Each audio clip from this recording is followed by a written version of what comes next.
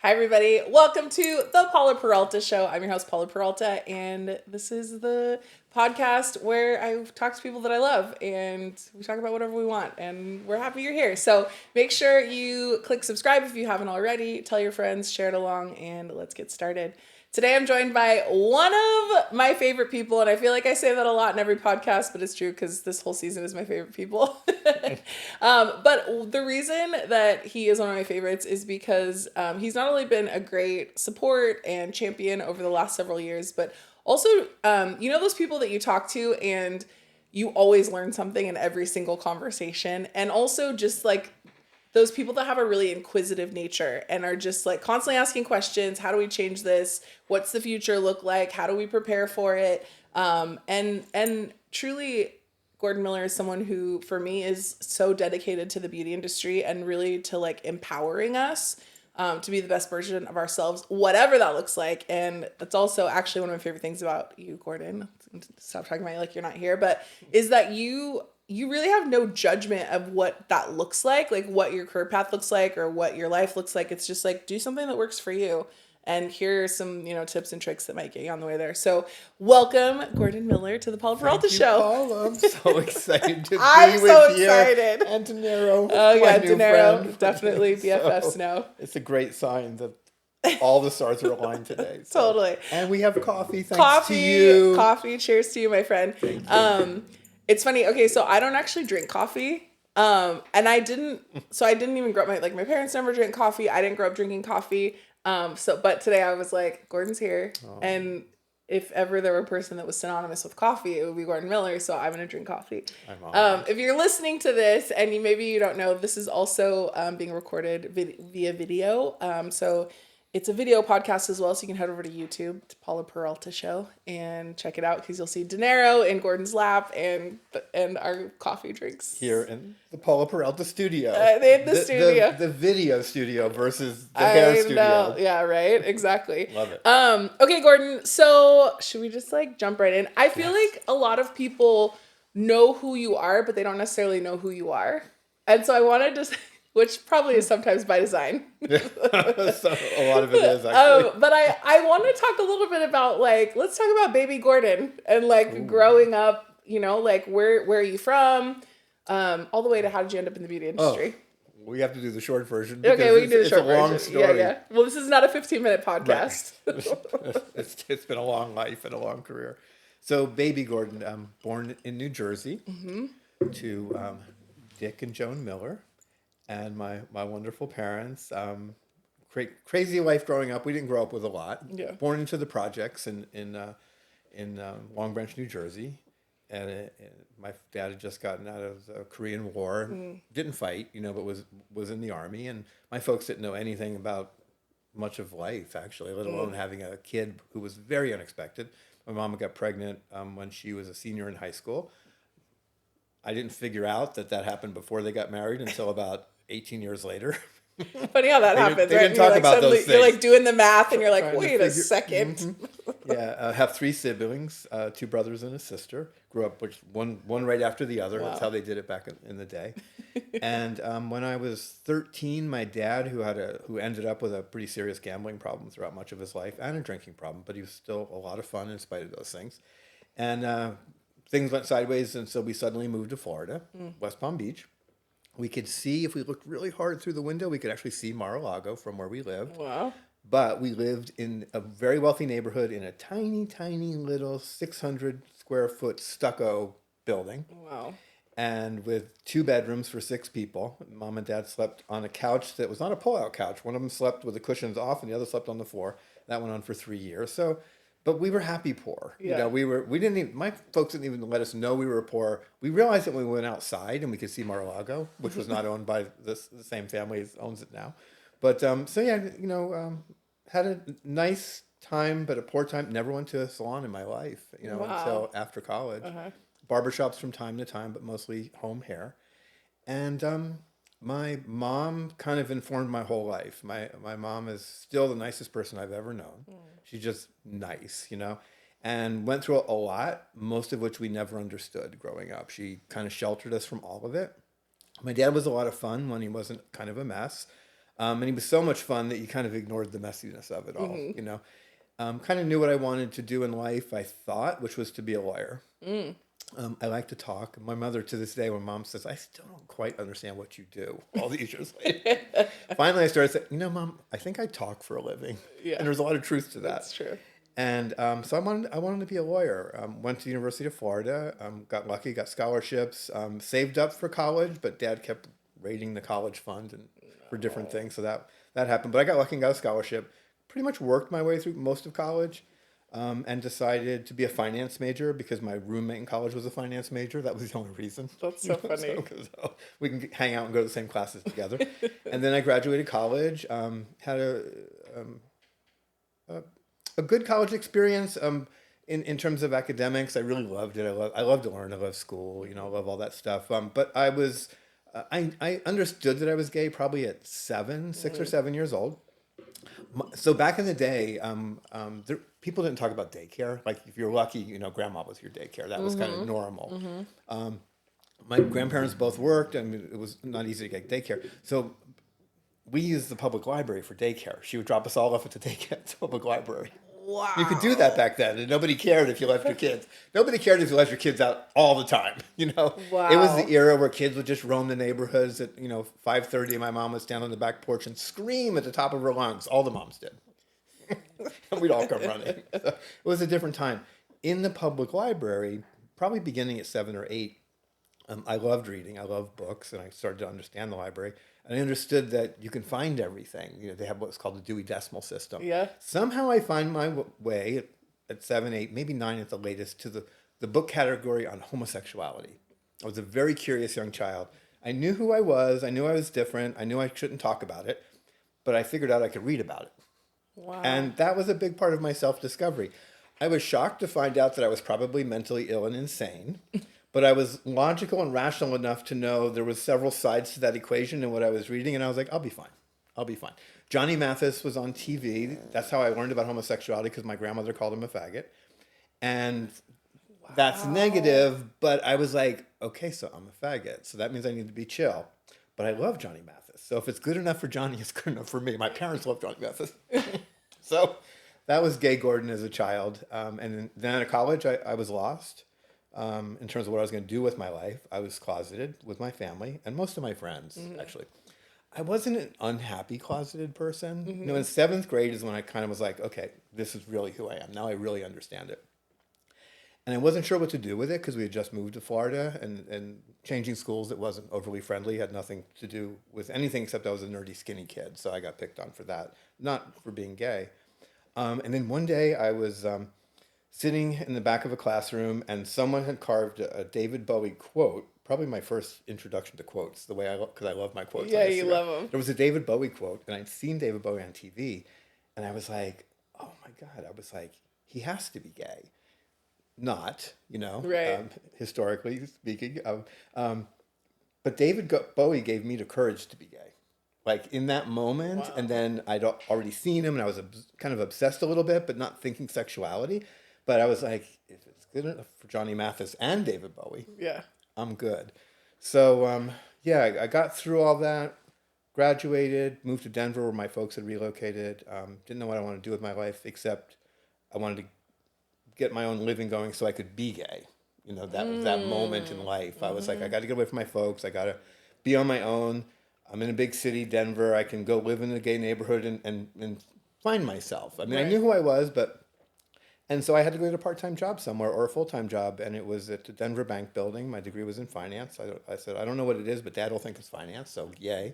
It was for a company called Levon's Incorporated, which was a chain of beauty schools and salons. And I kept seeing all these gay people there. No one in the office paid attention to me because I was a temporary person. I was going to be gone in 3 months, so no one barely spoke to me. But I kept seeing all these gay men. It was the late 70s, and she had, I think, 11 salons, and all the managers were men because it was that era. Yeah. And they were all gay. Right. So all of a sudden, I'm around all these gay people who everybody who works in the office adores. Mm-hmm. And I'm like, I don't understand what this beauty thing is, but I can be me here, and who knows what that means. And then one day she said, will you stay? And that was the start of everything.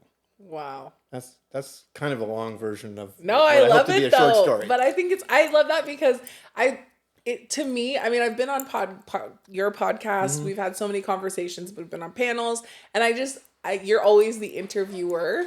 And so I was really looking forward actually for people to hear your story, because I think it is so interesting that, like, for the beauty industry, we talk so much about how it's a safe space. We talk about how, there's like such an interesting, diverse, inclusive group of people. And I think it's really cool that you're such a great example of, like, yeah, it was a space where you got to explore a part of you where you hadn't been able to explore it. So I love that. I like the long version of that short story. So thank you. And I'll just add to it. It's more complicated too, because I came in for what I felt was the potential for safety, right? That I can be me. I wasn't me. I took the job, right? Yeah. But I didn't come out immediately. I didn't come out in the industry publicly till I was 40. Wow. Which is also interesting. Now, I came out amongst coworkers often. I had various jobs. I worked in that organization for 5 years. She taught me everything there was to know about beauty schools. I was the only, because she had salons and schools, I was the only college graduate in the company out of 200 employees, and she thought I was a unicorn. I was not. I was not. But I was very fortunate. She took really good care of me and taught me the business. And then I went to work for another chain. And then Pivot Point found me and moved me to Chicago. But even when I went to Chicago, I stayed closeted. And it wasn't until I was 40 and I was the publisher of Milady that one day, with one of the association boards groups, I came out to them. And the only thing that came back was, oh, we thought you were asexual. You're like, well. I have to laugh about that because I was like, I don't know how to take this. I don't think this is a compliment. So. You're like, thank you. I don't know. That's funny. Well, they were wondering. You had them wondering. Yeah. I think that's so interesting. So, what was like kind of the motivation at 40? At 40, so I'd been around for a bit. So Pivot Point brought me to the national scene, so that was in the mid 80s. And I was there for 10 years, and I had a great ride there. I was the founder, Leo Passage's kind of right-hand guy, and he was like my dad. And I had a wonderful, wonderful career there. Milady Publishing was kind of coming from an old school way of thinking about publishing. They wanted to kind of bring it into a new era. Technology was beginning, and we were known for that at Pivot Point, so they brought me over. And once I got there, it was like getting my PhD in publishing, but I knew I wasn't going to be there long. And I was now on boards and I was on committees, and Leo set me on that path. And I was just like, I was in such a public position, and I had the ability to have a voice that people could hear. And I just woke up one day and I just felt it was time. The world was changing. Prior to that, I often would think about coming out, like to everybody professionally. But I would still sit in board meetings and sit with brand people and hear gay jokes, and not thinking that the gay guy was in the room. Yeah. So it still didn't quite feel safe. I was trying to think where my career would go next. But I got to a moment where I said, I'm going to do something else soon. I don't know what it is. I'm not going to go to work for a brand. I knew that. It was just not in my DNA. It's not what I wanted to do. I love the brands and all that they brought to the table, but I like kind of being around the edges of it. And once I knew I wasn't going to go to a big company, even though I was working for a rather large publishing company, it was based in Canada, it kind of was freeing, And I was kind of like, I was 40. Yeah, I was 41 or 42 probably when it happened. And I was like, I'm kind of grown up. It's time. Yeah. Well, I think it's interesting too. Like, I've been in the beauty industry now for almost 15 years. And I think about, even for myself, starting out, like, I very much cared about how I was perceived, like, you just, and you're still also, there's a space, like, as a hairdresser where you're trying to find yourself, like, you're trying to learn a trade that is not easy and build a clientele and, develop brand relationships and decide what color you're going to use at the color bar. Like, there's all these things that you're dealing with. You're constantly overstimulated. But I've realized that the older I've gotten, I think, one, as a human, but also as a hairdresser, like, there's so much less that phases me. And I'm just like, this is what you get. Yep. Like, and we either vibe and it's awesome and we can all, like, coexist, or we don't, and we still coexist. Like, Exactly. so I think it's interesting to hear that thing. Like, some of it I think is probably age, and you can speak to that if you'd like, but it's like some of it is just like experience. And I think I love what you said about there was a point where you just were like, it's time. Yeah, and I think going back to what you were just saying even about yourself, I think, the industry is kind of like its own landscape, its own geography, sure. and there is no like map, right? So you're out there in the woods, constantly exploring, and take this turn, that turn. And did you ever see Jumanji, the movie Jumanji? It's kind of like Beauty Jumanji. Suddenly there's a herd of rhinoceros coming towards you. But at the same time, Robin Williams got to that point where he knew his way around Jumanji and had quite confidence, whatever he was going to go battle. And I feel like you kind of get to that point. Totally. You're like, okay, I'm in it. I'm not going anywhere. And I have the confidence to know that not only am I in it, but I'm kind of in it to win it, not for myself, but for the larger all of it. Totally. And I think you getting where you've gotten, me getting where I've gotten, and so many other people, just finding their way to the right place, given who they are, is what makes the industry special. So many other people come and go, but there's this like center. It's ever changing. It's ever morphing generationally and otherwise. But I think it's the people who've been here long enough to not only find themselves, but appreciate themselves in it. I think that's what makes the industry so special. Yeah, for sure. And been in long enough, or even really just like done whatever the work is in or out of the beauty industry, to recognize that like every man's my better in something. Like every person's got something to teach me. And that everyone's map looks different. And Absolutely. so trust where they're at in their journey, and trust where you're at in your journey. And I think you bring up something really interesting. And I know we've talked about this because, I think so often that thing about like people want the one ring to rule them all, right? The like, I make this one choice and then all the dominoes fall into place and my career is set for me and I'm making the money I want to make and happy and, doing all the things. But I think what's really interesting is the longer I'm in this industry, and probably you've seen this as well, the more I realize that there is no one map to rule them all. Exactly. Everyone's map looks different. And I think that's the thing that we've talked about a lot, is there's always those people that pop up that want to sell the map. Yep. Like, buy this map and your career is going to, you're going to make this much money, or buy this map and you're going to have this kind of clientele, or buy this map. And I think I actually want to talk about that with you, because I know you've seen a lot. Yep. And I've also noticed too that in the industry, there's a lot of like coaches popping up. Oh boy. A lot. And it's funny because during the pandemic, I actually became like a certified coach. Yep. And I actually, before that, it was actually 6 or 7 years ago, but I actually started to grow that business during the pandemic. And I've noticed in the last year, especially, there's a lot. And I don't think it's necessary. I don't know. I'd like to hear what you have to say about it, because I know you got something to say about it. Timing is unusual because I recorded something on this yesterday and I haven't edited it yet, but I just did it off the top of my head because I'm feeling what you're talking about. And I have great concern about it. It blew up, and as I've been thinking about it, I'm like, yay for the coaches, because a great coach is a wonderful thing for most of us. It's amazing. And, I'm always looking for metaphors to try to explain things, other parts of life where you can look and go, okay, wait, maybe that's how we need to be thinking about it. And so I think whether it's, sports coaches or fitness coaches, I think that's like the old school coach. We always thought of it from an athletic or, physicality perspective. And I think, a lot of those people who are most successful,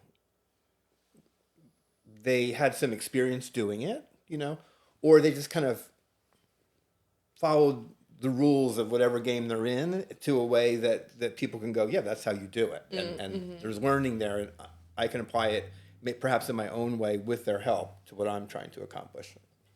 And I feel like with what's happening, coaching became kind of a hot thing, almost like, different eras, and we might be in one of them where hairdressing became a hot thing. And that doesn't mean everybody who becomes a hairdresser is worth going to get your hair done with. I hate to say that, but it's the truth. It's true of restaurants. It's true of everything, right? There's the good, the bad, and the ugly. And I think coaching, I've long said that that when we look at the industry and all the different things we can do, I think hairdressing, of course, is at the core of everything, and it's a great life. I have so many friends who live amazing lives, including my partners who loves doing hair, and all kinds of good comes from it. And then there's those who go into education, and I would like to say to educators, I was like, so you've chosen a path that has responsibility that goes well beyond whatever responsibility you put on yourself behind the chair, and you have great responsibility to your clients. Some understand that and do something with it, some don't. But when you choose to stand up as an educator, it's game changing in terms of responsibility, because what you do can have great impact in a positive way on a person's life, or you can literally say the wrong word and crush somebody. And that's so the true. End of their career often. And I've seen it. I've observed it. I've seen the consequences of it. It's not always that dramatic. That's a dramatic statement. I put coaches at even a higher standard in terms of their responsibility. And so then when I think about our larger industry, we have a never-ending conversation about the importance of education, the absolute, critical nature of licensing and professionalism, and just, we get it. But we don't talk about those same kind of ideas and apply it to education as often as we should. We apply it, Coaching, I don't hear any conversations about it. It's like, and you've been certified. Tabitha Coffey, we were talking about this the other day. She's been certified and gone, has a degree in it, and as do many of the great coaches we know in the industry. But there's a lot of people who just kind of woke up one day and decided to be a coach, and it's often because they have been successful. Often because they maybe haven't been successful. I mean, it's really fascinating, and the jury's out on a lot of it, but there's an awful lot of things that I listen to on social that, and my big statement to everybody on coaching right now is that social media is basically, for all of us, marketing. We're professional people. We are marketing, whether we know it or not. Sometimes it's because the consumer of the information, if it's coming from a coach, if it's coming from an educator, it's coming from a brand, it's usually us, people inside the industry. And so it's marketing. And if someone's saying to you, the thing that upsets me the most in the coaching space these days are the people who say, retail, you can't make any money doing retail. And anybody who's listening, if you've heard that from a coach, please run. Because that's just an asinine comment. It just doesn't make any sense. And so when I hear a coach, which is rare, to hear something that's so untrue that it just actually makes me angry. And I don't get angry in life. Like, that's one of the things that's it's very rare. Something really bad has to happen or gone sideways. But it makes me angry because, to me, it's an example of the worst kind of, I'll say, political advertising, no matter where your politics are. In political marketing, they often kind of go after our insecurities, and so they want to manipulate us into being a certain way, having certain feelings, and then to amp up those feelings so that we'll do whatever they want us to do, whether it's vote. It's called propaganda. Yes. And we have beauty propaganda, or as I say, we have beauty fake news. And I feel like there's some coaches, knowingly or not, who are putting out information that's almost like clickbait. And they're saying, I'll go back to retail. Most of the industry doesn't like the idea of retailing because they think they're selling. And I think that's such a missed opportunity, and more importantly, a misunderstanding of what should be happening. But if I say to a person who doesn't like to retail, you shouldn't retail, it's a waste of your time, true or not, that person's probably going to think the world of me. It's like, yay. Absolutely. Yay. You can do whatever you want. You can charge as much. There's a lot of chatter about things that just don't make much sense to me, and I'm concerned that people are being sucked in because they're lacking context, and they're listening to people who come off as smart. And actually, I think some of the coaches I have the most concern about or questions about are smart. Yep. But I'm very concerned that they're not doing what is right for the individual person. Perhaps they're coaching. I've heard some horrible stories, and in a bigger picture, I don't know that what they're doing is right for the industry. So it worries me a lot. And I do think, like, the thing about this idea of coaching and being a coach is, what I've seen a lot is that it's kind of like a truth with a lie attached. So there is something that's true in that, like, the truth is most hairdressers have a hard time with retail. Yep. Absolutely. So the lie is you shouldn't sell retail. Yep. And so, like, exactly what you said, it's kind of this, like, preying on a specific type of hairdresser, whether it's because they're burnt out or their business is not doing great and they're not quite sure where to go next. And it's that like, I have the answer. Yep. And I think that's one of the things I learned as a coach quickly is like, if anything, people love an answer. And I learned very quickly not to give them an answer. Like, well, let's explore where you're at and let's explore where you'd like to be. And let's explore how you can get there, because that's the thing is like, if someone's coming to you and saying, I have the answer to all of your problems, run. Exactly what you said. Yep, exactly. Because it's like, yes, for sure. Like if you're burnt out or you're looking for an answer, like let's talk about why you're burnt out. Let's talk about why you're looking for someone else to create your life for you. Like that's a bigger conversation. And I, like you said, I think there's a lot of really successful people out there that have done really amazing things that are now, inserting themselves in the coaching space. And I'm interested to see, like you said, the jury's out and I'm interested to see what happens. But I definitely too would say that if you're looking at these people that are positioning themselves as coaches, I'm talking to all you that are watching this now, or listening, really ask a lot of questions. A lot in terms of like, and I'll give a couple questions, but I'd also love for you. So one of the things I would look at is like, what was their business model that they were quote unquote successful at? Yes. And does that business model translate to the way that your business functions? Because, I've been a salon owner I've been a salon owner that's working behind the chair. I've been an independent stylist in a private studio working behind the chair. And those were two very different business models, and two very different focuses. And the systems, while there are overlap and similarities, they're very different. And so I think that's one of the biggest things is like, look at their business model and then also look at like how long ago were they utilizing that business model and what updates have they implemented since then? Because I think it's easy to be like an accidental success where you do one thing really well or accidentally build a brand. I think we see it all the time. Yep. Where you accidentally build a brand, but you can't actually duplicate it because you don't know how you did it. So that's the thing too. You start off speaking about educators, but for me as an educator, as a trainer, as a coach, as a hairdresser behind the chair, the difference between a good hairdresser and a great educator is someone that can explain why. Here's why this works, or here's why this doesn't work, or here's another way to do it. And a great coach will always encourage you to explore. And I think that's the thing is like, if someone's trying to give you an answer, and I know that's sometimes what we want because we're tired and we're stressed and we don't want to do it anymore. We want someone to take care of us, but it may not always be your best choice. And I think like most things we talk about these days in life, we always go back to that big question of why. Mm-hmm.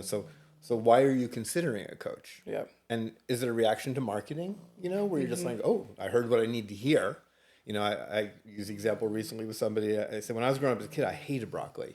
My mom just kind of, my mom wasn't like going to force me to eat it, but she'd kind of work at it, slowly get me there, thinking one of these days I'm going to get it. If my favorite aunt had come over and said broccoli is like the worst thing for you, I was like, don't go near the broccoli. Don't tell mom I said this to you. She would have been my favorite aunt of all time. I love broccoli. It would have been bad advice, and I feel sometimes, again, that's what the coaches are doing. Mm-hmm. But I think really importantly about this category in particular, and I think it's true of educators, but even more so of coaches because of that one-on-one-ness of it, I'll spend a half hour trying to figure out what hotel to stay in. I will. Somebody wants to take me to a restaurant. It's like I'm gonna spend 15 minutes looking around and checking reviews and I'm like, so what's the work that you do to determine if that coach that you're interested in is the coach for you? Totally. Are you vetting them? Are you not only digging into their experience, are you digging past what you're hearing from them? And I'm not saying them is necessarily saying anything wrong, but you owe it to yourself because that coach can make you or break you. Mm-hmm. And I know of bad stories around certain coaches that just make me sad. Mm-hmm. And I think that can be true of any coach, but I think you got to do your homework. You got to check out their resume. I mean, really check out their resume. And I've done that on some of the coaches and have been disappointed in what I've found, And so I think you owe it to yourself to really dig into the background and into the current clientele, talk to salons that are using them right now, not the ones that signed up last week that still have the glow on, but, and hopefully they all have a glow on, but I think there's homework to do around this. For sure. I think it's really important. Okay, so speaking of coaches, you have given me advice over the years. I think maybe sometimes unknowingly, and I'm like, Gordon said this. I'm gonna dig a little deeper and see. Oh, no. And one of the things I heard you say years ago was actually about online booking. And I think it was on a podcast where you were like, if someone doesn't have an online booking option, like I'm not booking with them because you want to be able to book your thing at 11 p.m. at night or on a Sunday mid afternoon, whatever that looks like. And for years I didn't listen. I'm just gonna be honest. And then I, in the last couple of years have started this online booking program, and it's great and it's been amazing. So thank you for that advice, and being so outspoken about it. And also, to be fair, a lot of this podcast is sponsored by Vogaro, which is actually a booking app, and they have an online booking feature. So it actually it behooved me to dance around this and explore it a little bit more. And I think one of the things that I've realized, and I've heard you talk about this a lot recently, is that there is this really cool space for like automation and digitization in businesses that people, for whatever reason, we're scared, we're nervous, we don't have the time to sit down and try to figure it out or whatever that is. Like a lot of people aren't doing and aren't utilizing to make their business more efficient. And I've heard you talking a lot about AI. And hearing you talk about it makes me realize how things like online booking is to some extent like a form of AI. Totally. And there are so many things, smartphones, like there are things that we do that actually involve artificial intelligence quite dynamically. TikTok. Yeah, TikTok, exactly. Like any algorithm, AI. Like, so I want to talk a little bit about that, about this, AI and where it's going in the beauty industry and where you see it, like where's like somewhere that you see it, it could really easily be utilized by, the average hairdresser in the industry. So I'd start with kind of like everything that we're doing, because you mentioned booking, right? Yeah. So AI, there's AI in it in various forms, and there are different types of AI, so we won't get into all that. But most De Niro is snoring. De Niro is snoring. We've so lulled him into a slumber. And I'm loving it. So much of where AI has been for a number of years, those platforms are just going to get better and better at what they've already been doing for us. And most people who I talk to who are kind of anti-AI in the industry, they don't even want to consider it, because I'm usually like, well, have you played with it? I'll never play with it. So there is that, just this block. And when I do presentations on it, I kind of came up on somebody else's conversation about it outside the industry. And they were talking about that Americans have a cultural fear of robots. Going back to entertainment and the movies, and the killer robots are going to get us. Yeah. And there's been a lot of connecting the dots between us kind of emotionally and this idea of robotics, especially in our industry. Right. Because we think about AI, well, no robot's ever going to do my clients. Right. And I'm like, well, robotics is like an extreme version of what AI could be someday. Yeah. And it's already in application in a number of industries, but not one like ours. So big picture, do I believe the robots are coming for our industry? In fact, I do. Because what robots and AI generally are meant to do is to find efficiency in what we do every day. A Roomba, for someone who lives a busy life, the little vacuum cleaner that runs around the floor. Which is a robot. Which recently had an AI update. You'll be fascinated to know this. I don't know, De Niro, how good you are. But the Roomba now can detect animal poop and go around it. That was a failing of the Roomba robot. It would drive right into the poop. Terrible problem. AI has fixed that problem. But more importantly, the Roomba is something efficient for a person who doesn't feel they have time, or maybe they do have a cat or a dog and they've got an allergy and they got the Roomba roaming around all the time. That's efficiency. The algorithms, let's use social media. TikTok is amazing in part because the algorithm, it creates an experience for us, right? But what that experience is actually doing is efficiency, right? It's paying attention to what you want to see and it's delivering it to you. It's imperfect. Some people would say it gives you too much of whatever, but there's an efficiency in it. You're not going into this massive thing with billions upon billions of pieces of content and trying to find your way to something. So the algorithms have created all kinds of efficiency in social. They do other things as well. And in the medical community, robotics in surgical bays now. There's robots coming out to probably first in medicine over most parts, most industries, I guess, because there's such a massive shortage of nurses and doctors and medical assistants. So that's ramping up really quickly. And I just saw a demo of a nursing assistant robot that roams the hospital, getting medicine, not interacting with patients in any way. So it's really all about efficiency. I think in our industry, I think color formulation will be one of the first things that goes AI. Well, it's already happening. It is happening. I don't know the quality of that AI or how deep it is, but it is happening. And I know 3 companies that are deep in the weeds of really figuring out, how to create a tool that a colorist can use to formulate almost instantaneously.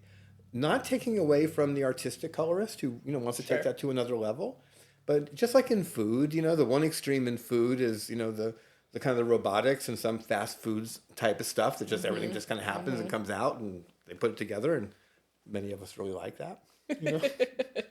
I can't get through an airport without stopping at McDonald's. It's the one place I do go to McDonald's at is in my airports. And then you have the other extreme of just craft, amazing food. And there's a place for both of them and everything in between. So I think in our industry, a lot of great colorists would say that the typical hairdresser color formulation maybe is not their greatest strength, and that perhaps a digital tool of some sort would be helpful to them. Doesn't mean it replaces them. It's a tool. I'm old enough to remember when we didn't have some of the fancy tools we have today. I was here when the texturizing shear was invented. Really? The industry lost its mind. Like Irvin Rusk, who created the Rusk brand, was the inventor of the texture shear. Yeah, and it was very controversial. Very, very controversial. And then a few years later, it wasn't, Right. But there's been all kinds of innovation. The Dyson's, a great one to talk about. All kinds of Paul Mitchell innovation with Neuro. Yeah, Neuro. And all, so lots and lots of innovation over the years. And we kind of have slid into it. But anything that's stuck is because of efficiency. A hairdresser saying, I can get things done faster. I can get things done better. I can be more effective. My mom is an old school, almost like a chef. She's an amazing, amazing cook. And it took her a while for each of the new technologies in cooking for her to get excited about it, because I'm not going to use a food processor. I'm not going to, I'm going to chop everything. And slowly over the years, she's pretty much adopted most of the innovations in cooking because of efficiency, period, end of story. So I think formulation, I think day-to-day business, absolutely, it has transformed business in many ways. We just don't realize it. It's now in Word. It's in Excel. It's coming into all of our computer programs. It's coming into our homes, by way of Google and by way of Alexa and Siri and the home Nest things, all have AI connections to them.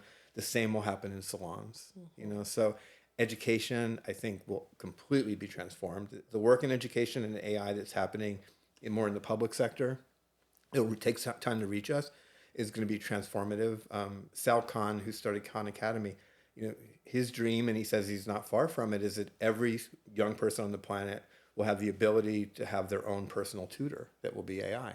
And I've seen all the early stuff that they're demoing on it, and it's brilliant, and just think what that could mean, that every young person who somehow can get to technology, and that's easier and easier, even in the third world because of phone signals, just a simple phone, to be able to bring education to that young person when maybe they're in a third world country where very few people get to have formal education.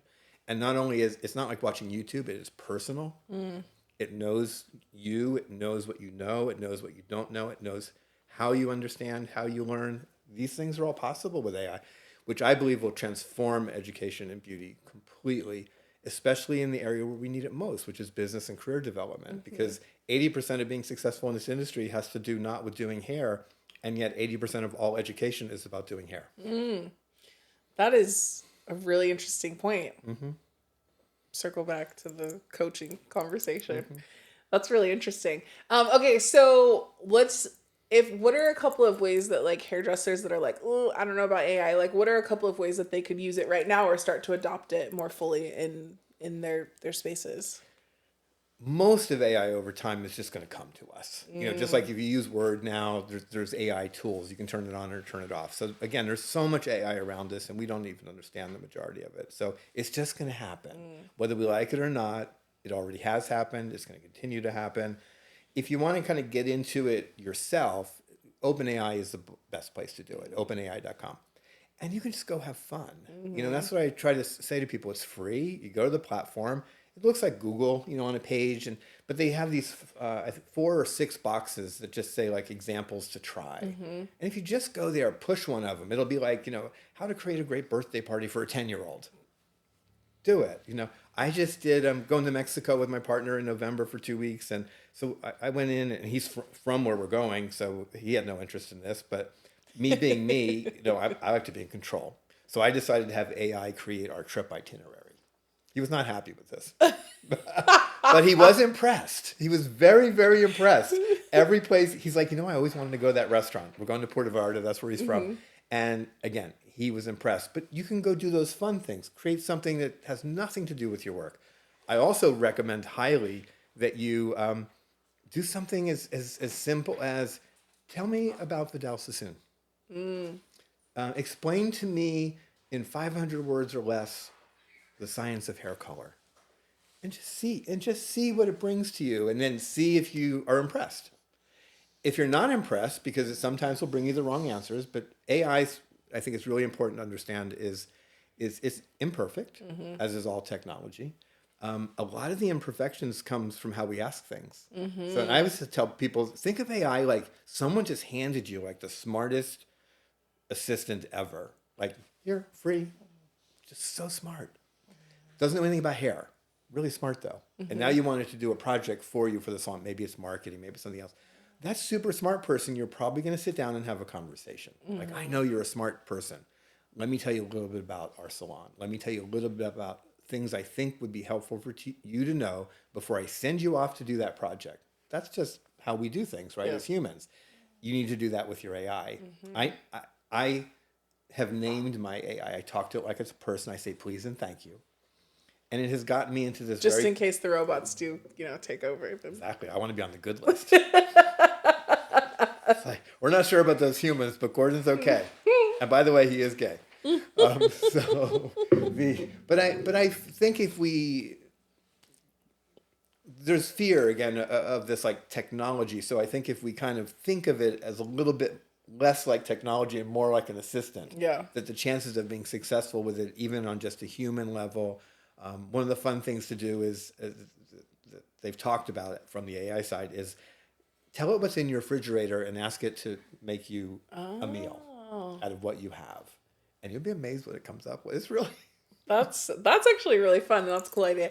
Yeah, I mean, I think for me, I mean, we've had, like I said, a couple of conversations over the last several months about AI, but for me, I started going in and saying like, okay, I'm an independent stylist. I live in Los Angeles, California. Yes. I'm looking for 3 ways to attract new clients, right? And you can be more specific, like new curly haired clients, or, you know, clients Income that levels. are willing, like clients that are willing to come in every 4 weeks for a color service, and then it will give you some ideas. And some of them, I mean, like you said, you got to kind of take it with a grain of salt, because some of them, for me, what I've realized is I rarely take like the first offer, you know, but it will trigger kind of a creative process for me where I'm like, oh, that's really cool. So if I took that and kind of went this way and, you know, shaped it and molded it a little bit so it was more relevant to me and like more authentic to who I am as a person, then it actually is a really, really cool tool.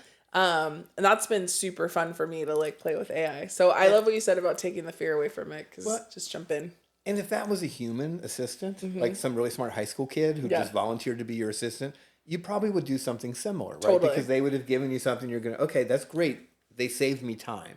Now it's my job to form it into its final version. Yeah. The other thing is, again, that we would do with humans, and I suggest you try this next time you do AI.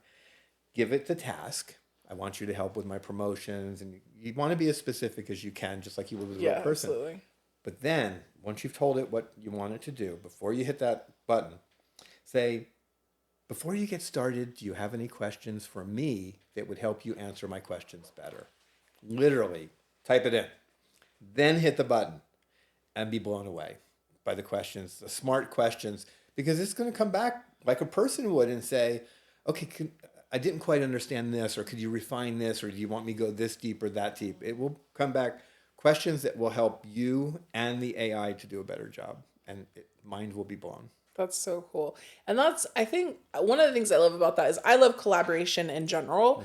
And so I love being able to collaborate with technology because, while I understand there are a lot of people that do not trust technology, I love technology and I'm not even as well versed in it as a lot of people that I'm surrounded by. But I think it is really cool to utilize these tools to beat things like burnout or marketing stress or just all of these challenges that we often run into as hairdressers.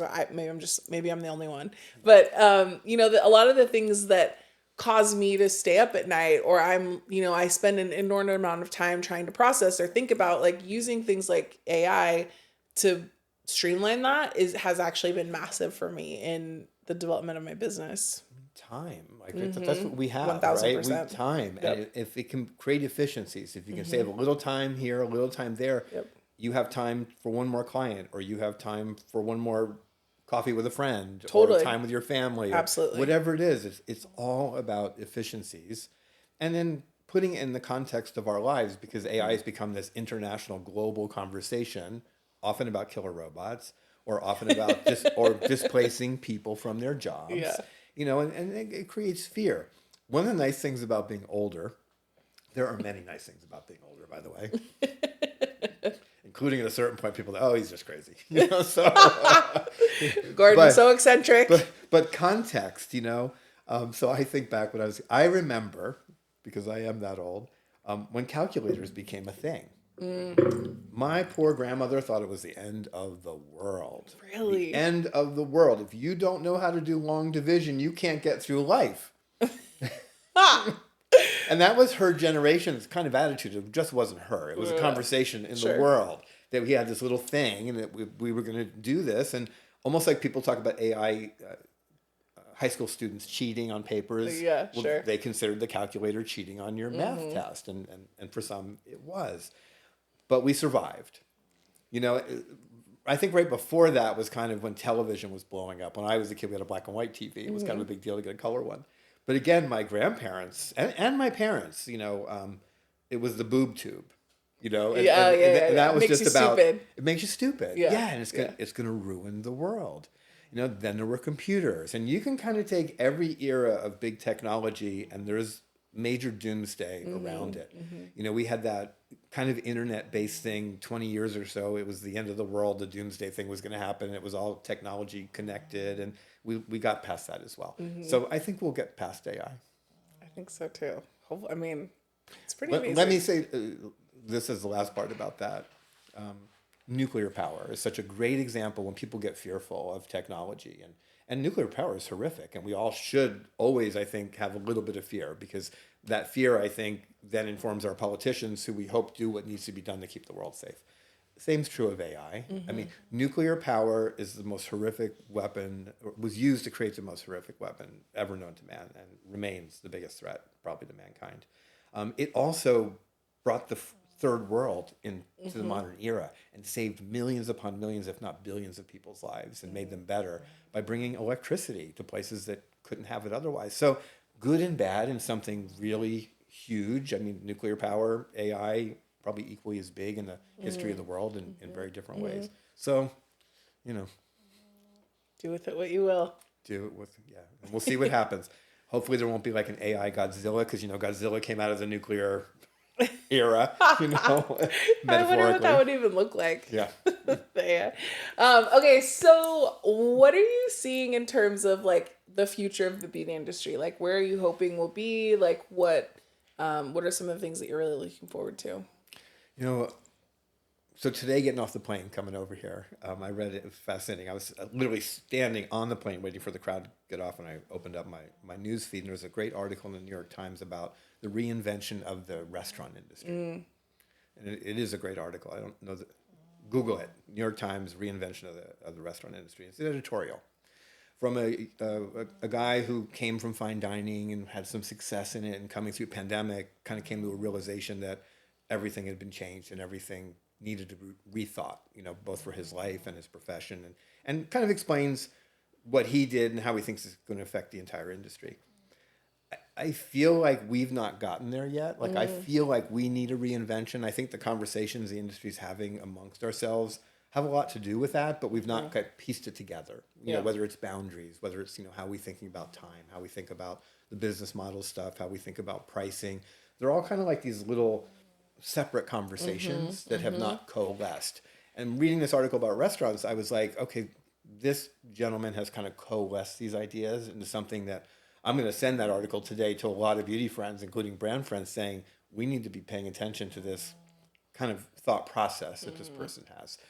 I've long said, you know, I'm fascinated by one thing about the restaurant industry that I think is missing in our industry, and it's frustrated me for decades, which is when we talk about what's right or wrong with the industry, we talk about salons and we talk about salon professionals as if they're all the same. It's like a giant category.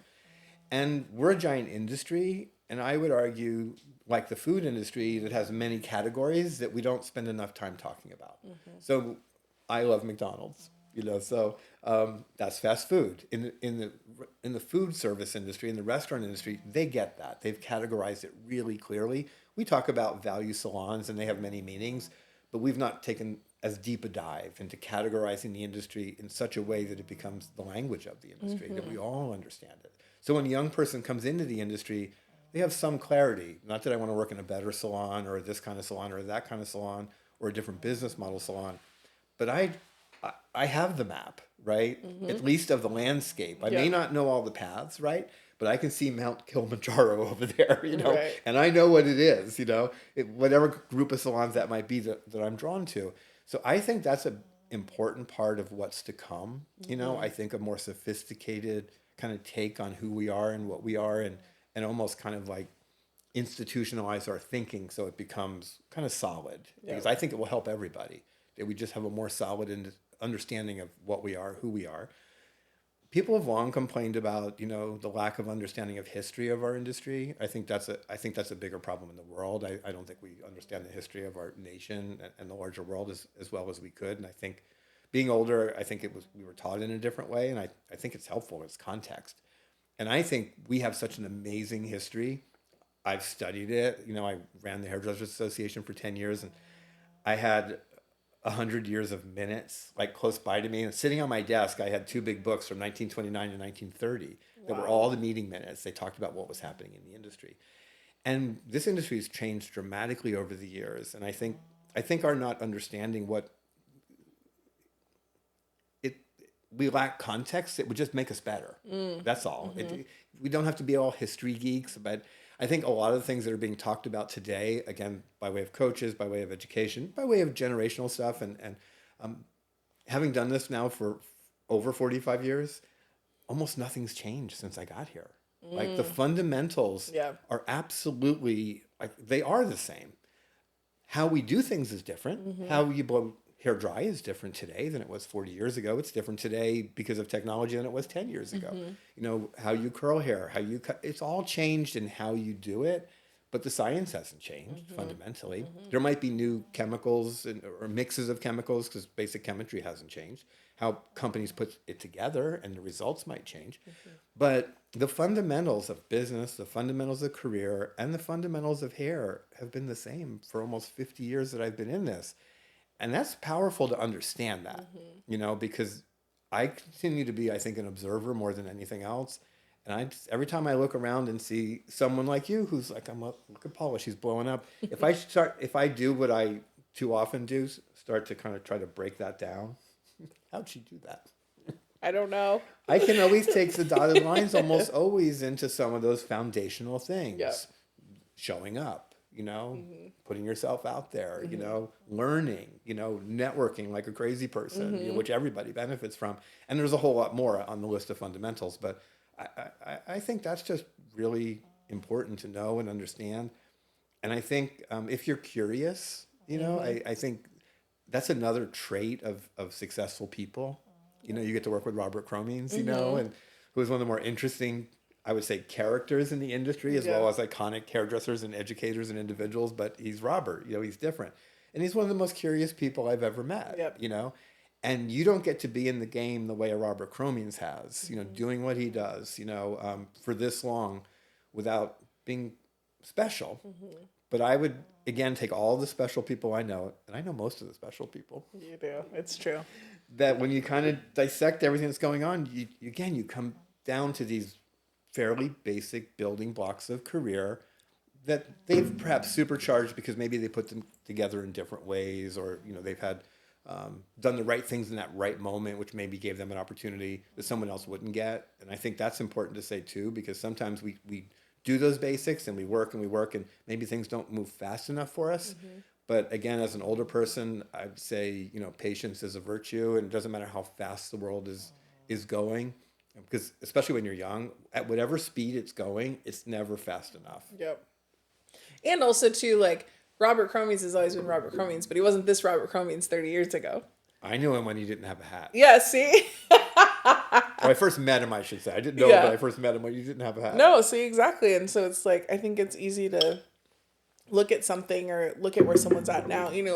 There's always the conversation about overnight success. Yes. Like, it took me 30 years to become an overnight success, or it took me, this amount of time in order to reach whatever level the world sees at this point. So I think it's really interesting. Okay, who are some of the people that you're really excited about, like the future of the industry? Is there anyone that you're looking and you're like, you know what, they're doing it, like they're going somewhere, I'm going to pick on your friend Orlando, who I only met briefly. Yep. At the Paul Mitchell camp. Yep. I went glamping with you. Yes, you did. I'm so proud of you.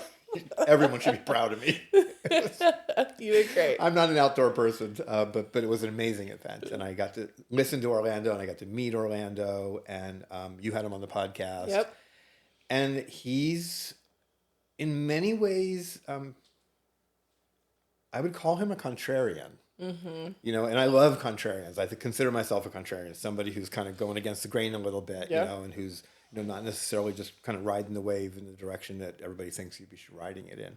And if I listen to coaches in particular, I would look at someone Orlando, if I didn't have context and I just listened, right? And I heard the things I'm hearing very loudly today, and then someone told me what he's doing, I would think, oh, he's all messed up. He's doing everything wrong. He's got a big old front desk. And his people at his desk are some of the most important people in his company per him. Yep. Where there's a giant conversation saying nobody should have a desk. Right. And there's a long list of things that are being said about what nobody should be doing. And Orlando, at a very young age, has created something that I've not seen too many people create. Mm-hmm. And he's got an energy, that you can feel. He's got charisma, which, having been around a long time again, it's a rare commodity. Mm-hmm. It's a rare commodity. And it when you see it. And he's got it. And he's got like this humanity that comes through, like really comes through in person. Like, I'll call him a kid because he kind of is, and he's killing it. And I think he's going to be an amazing role model for a lot of people. And what I see that most excites me about him more than anything, other than everything I just said, he almost represents a throwback, to a different era in terms of the size of his business, the way he thinks about his business. I was like, what great hairdresser from the past died and went into this guy? Totally. Because he seems to have it all. And he's my standout number 1, number 2, and number 3. I'm constantly looking at what he's doing. Wow. Hi, Orlando. Hello. And congratulations, because that's a big deal. Come on my podcast. I know, right? Listen, I'm sure he would be thrilled. You just need to slide on into those DMs. I'll give you his number. I'm sure he'll be happy. Amazing. I love that. Yeah, and totally agree. Like, I think that's a good number 1, number 2, number 3. Mm-hmm. I love that. Okay, well, it's funny that you brought up Orlando, because on every podcast, I don't know if you know this. Okay, well, let me start off. I love Crocs, which you may or maybe not have seen me in a pair or seen it on my social, whatever. I've seen you in a pair. So every guest on the podcast gets a pair of Crocs, which I asked for your shoe size. And I make fun of my partner's Crocs. I'll just say it out loud, and he's probably watching, or I'm going to make sure he watches now. To be fair, I did try to choose the pair that I thought, like, okay, if Gordon were going to wear a pair of Crocs, like, what would this look like? And to me, you're not a Crocs out in the wild. Like, you're not trying to wear Crocs, but. And I'm not a bling kind of guy either. No, totally. So I get it. Are they plaid by chance? Because I wear a lot of plaid. Love plaid? No, but they're like a very Very beautiful. subdued. Yes, but very like, they've got a little swag to Got them. a little bit of something And going so on these there. are your Crocs that I got for you. Thank you so You're much. welcome. Also, Orlando has this style, but it's in a different color. His color's a little flashier. Out. Yeah, I noticed Orlando's shoes. I think he had multiple changes per day. So. Probably. So these are your Crocs. You can try them out. They can be your house shoes. They can be... Am I trying them on now, or am I you doing don't have it later? to. No, you can do it later. You can wear them now. I think I It's need up to do to this you. in the privacy of my hotel room to see if I can actually function in them. I'm worried I would fall out of them. No, you won't. I promise. Thank you so much. You're Be welcome. careful of the microphone. Thank you. You're welcome. Thank you. What do you think? He loves them. He's not. I don't think he approves. Delighted. He's delighted. Anyway, yeah. So those are your. Thank get you. Your first year, of course. You're welcome. Thank you so much for coming on.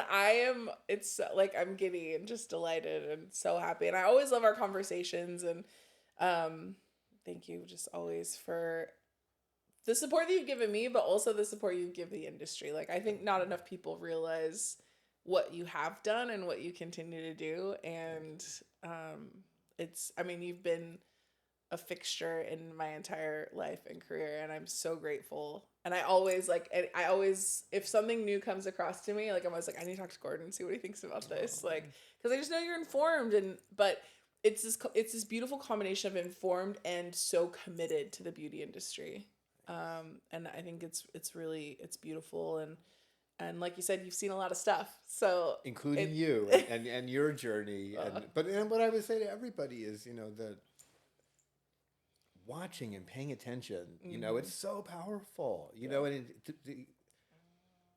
and I've been really lucky to just have this ability, I think, to stand back, and watch without judgment, Now, once you piece it all together, I think judgment's okay. I mean, totally. we have to, we have to, but you got to get the parts and pieces, and even if you hear something, as I often do, I'm like, where did that come from? Yeah. Like, that's crazy. Well, then I'll usually dig to find out who is this person, what's their point of view, where do they come from, why are they saying, and I think if we all do more of that and look at a variety of sources, don't live in our tribal bubbles, whether it's as humans or life professionals. Advice, not just just beauty industry advice. Step outside of those bubbles, because you'll get added context, which I think informs us then when we come back into our bubble. We have a little bit more information, more context, more education, perhaps, less judgment. Totally. Yeah, and I think too, like people talk about judgment like it's this negative thing, but I think what you're talking about from an educated perspective is just discernment. Yes, it's a better word. There's a difference. Like you're like, okay, cool. Here is all of the information that I have, and based on this information, I can make an educated choice. Exactly. That's gonna create. And then just realize that we're just all different people, and we all have different things that we want out of life. And this whole thing that you must be great at this or great at that, or this industry is so great because there is not only diversity amongst all of us, but there's diversity in everything that we can do and want to do, and we don't have to be great at it all. I always say, do it with integrity. That's the most important thing, that we live our lives with integrity, that we live our careers with integrity, and do it ideally with a sense of purpose, because so many people leave the industry, and when you talk to them, they didn't even know why they were here necessarily. Or if they were here, they got so kind of stuck in where they were that they couldn't see the forest for the trees to remember why they were here. Totally. So I just think life's complicated, as is career and work. So I think, just do it with integrity, show up, be a good, as my mother would say, be a kind person, be a good person. Well, I think you've done Joan proud. Thank you. I would definitely consider you a kind person. So amazing. Well, thank you so much, Gordon, for being here. Truly. You got me on camera. I know. I don't do camera. I mean, I wasn't going to say it at the beginning, but it's true. And listen, I am grateful. I know what this means, and I'm so, so grateful for you. And I'm grateful for this conversation. And if you guys loved it, make sure you let us know, comment, and subscribe, and share it with your friends, and do all the things. And if you are listening to this again, I cannot encourage you enough to go over to YouTube and watch the video, because De Niro has been in Gordon's lap the entire time, just shifting positions, taking a cute little nap, snoring away. So thank you again, Gordon, so much. Thanks everybody. And I love you too. We'll see you next time.